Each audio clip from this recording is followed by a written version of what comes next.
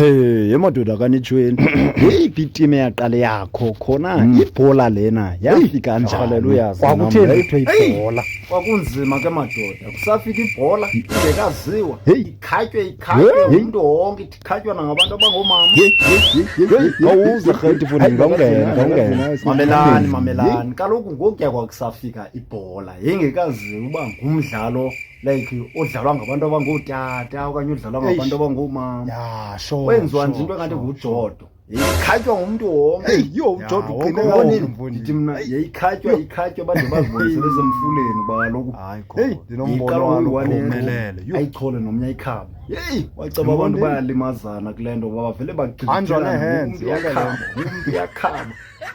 Kwathiwa hayi madoda, kwathiwa hayi makwenziwe ke ngoku iti.